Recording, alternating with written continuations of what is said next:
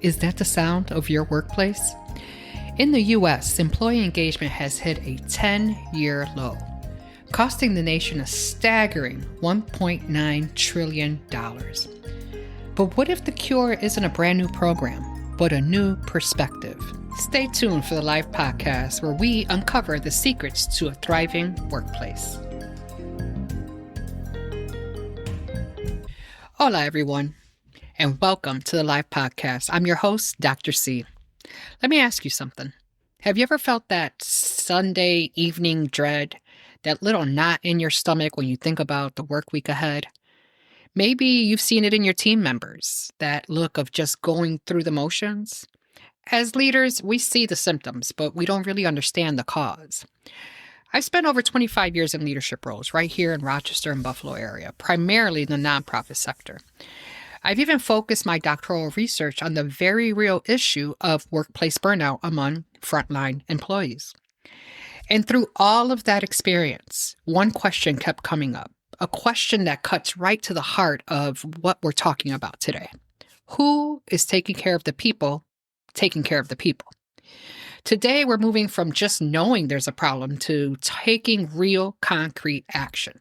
We're going on a journey using my life pillars. We'll learn the shocking new data on burnout and disengagement right here in the U.S. We'll get inspired by understanding the human cost and the potential for change. We'll discover how to help our teams and ourselves flourish with proven interventions. And finally, we'll talk about how you evolve as a leader, starting right now. All right, let's get right into the new data, the information that should be a wake-up call for every leader in America. According to a recent Gallup report, employee engagement in the United States has plummeted to its lowest level in a decade. As of early this year, only 30% of U.S. employees are actively engaged in their work. Let that sink in for a minute. That means less than a third of our workforce feels enthusiastic and connected to their jobs. So where is everyone else? Well, about 17% are actively disengaged, meaning they're resentful that their needs aren't being met and are acting out on their unhappiness. And the rest, they're just there. See, this isn't just about morale. It's a massive financial drain. This disengagement is costing the U.S. economy an estimated $1.9 trillion. Yes, that's with a T. $1.9 trillion annually in lost productivity alone. And engagement is only half of the story. The twin crisis is burnout. As of last year, a staggering 69% of workers reported that they experienced burnout. And we're not just talking about being tired. Burnout is a serious state of physical and emotional exhaustion. We're seeing symptoms like chronic fatigue, cynicism, apathy towards work, and a total sense of helplessness. So what's driving this crisis? Well, the report points to a few key culprits: ineffective management, a lack of recognition for hard work, insufficient opportunities for growth, and the lingering stress from the shift to remote and hybrid work, which has left many employees feeling disconnected from their organization's mission. Okay, so that's the what? A workforce that is more disengaged and burnt out than it has been in 10 years.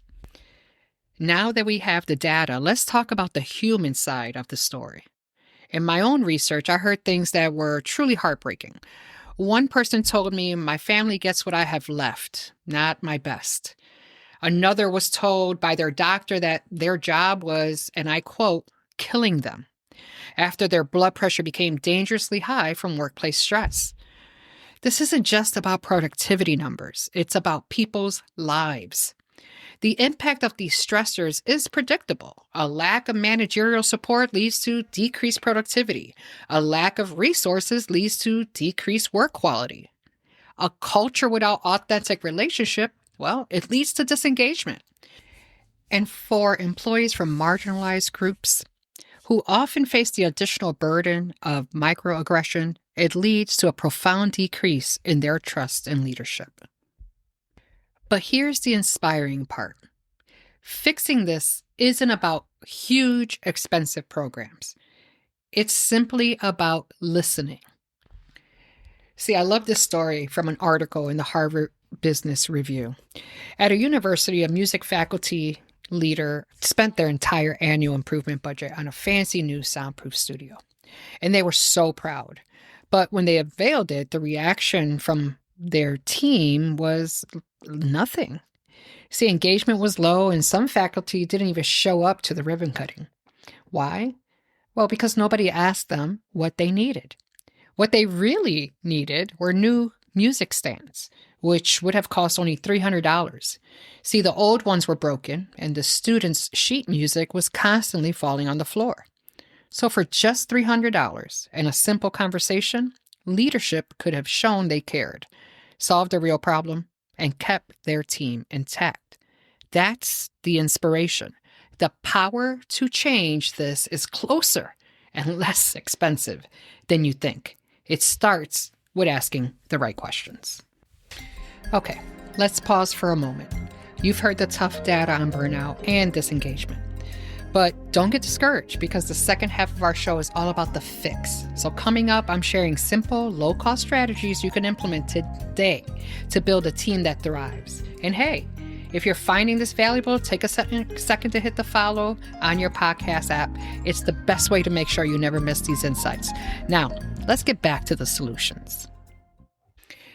Okay, so this is the part where we build. How do we create a culture where people can flourish? The Gallup report and my own doctoral research points to the same clear intervention for leaders. First, enhance your managerial practices. See, your managers account for 70% of the variance in team engagement. So the key is to be a supportive coach, not a boss. Provide clear purpose and expectations, offer consistent feedback, and recognize achievements in a way that's meaningful to your employees. Next, master the one-on-one. Have regular, reoccurring one-to-one meetings with your employees. Co-create the agenda with your employee. This builds ownership and ensures the conversation is meaningful for them. And remember, foster open communication. Create a safe space for honest discussions. Use one-on-ones or even anonymous surveys to understand team morale and identify stressors early, because when you listen, you build trust. Second, provide real organizational support. This is about setting your people up for success. So, promote true work-life balance. This is more than a buzzword. Encourage regular breaks. Set boundaries around after-hour communications and model this behavior yourself. Ensure realistic workloads. Burnout is often a direct result of being overwhelmed. So redesign workloads to align with human capacity. When a position is vacant, distribute tasks equitably and compensate your team for the extra work. I'm going to repeat that. Distribute tasks equitably and compensate your team for the extra work. Next, you can invest in employee development. So give your team access to training, mentoring, and personalized career plans. When you invest in their growth, they invest in you. And third, and most importantly, cultivate a supportive and inclusive culture. See, culture is everything.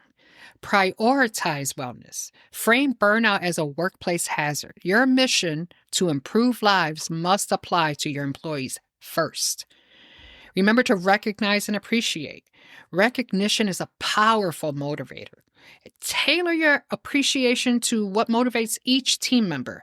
It boosts morale and strengthens their commitment. And commit to having a supportive culture. You must address the specific stressors faced by employees of marginalized groups. Form an equity committee. Mandate bias training and set clear public goals. These aren't radical ideas. They are foundational practices that show your team that you value them as people, not just as producers. We've covered a lot. We've learned the stark reality of the U.S. workforce. We've been inspired by the human stories, and we've laid out a roadmap of how your organization can flourish. Now it's time to evolve. What is the one step you could take today to begin this journey? I want you to try management by wandering around. Get out from behind your desk and talk to your people. And when you talk to them, I want you to ask one simple question, a powerful question. What would make work better for you? Then just listen. Don't get offended. Don't get defensive. The data you collect from these simple human conversations is the most invaluable data you will ever receive. It's the beginning of building trust, creating engagement, and truly caring for the people who are taking care of your mission. That's how you evolve, not with a grand plan, but with simple questions and a genuine desire to hear the answer and together seek a solution.